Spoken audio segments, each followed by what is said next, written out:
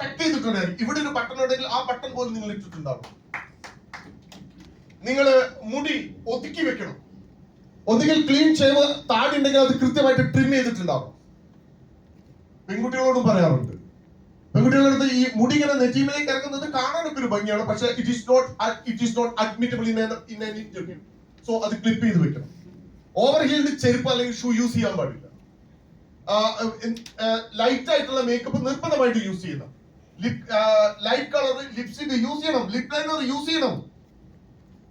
Nail clean ആയിരിക്കണം. ഇനി അതായത് നഖം നീട്ടുന്നുണ്ടെങ്കിൽ light colour nail polish use ചെയ്തിട്ടുണ്ടാവണം. ലൈറ്റ് സ്മെല്ലുള്ള ലൈറ്റ് ഫ്രാഗ്രൻസ് ഉള്ള പെർഫ്യൂം യൂസ് ചെയ്യണം. ഇതൊക്കെ പറയുമ്പോൾ കുട്ടികൾ നമ്മളോട് സ്ഥിരം ചോദിക്കുന്ന ഒരു ചോദ്യമുണ്ട്, സാറേ വസ്ത്രം അത് ഞങ്ങളുടെ സ്വാതന്ത്ര്യമല്ലേ?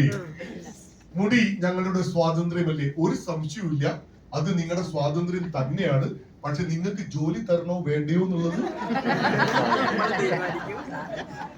അത് അവരുടെ സ്വാതന്ത്ര്യം. 10 വേക്കൻസിക്ക് ഒരു നോട്ടിഫിക്കേഷൻ കൊടുത്താൽ 1000 ആളുകൾ അപ്ലൈ ചെയ്യും.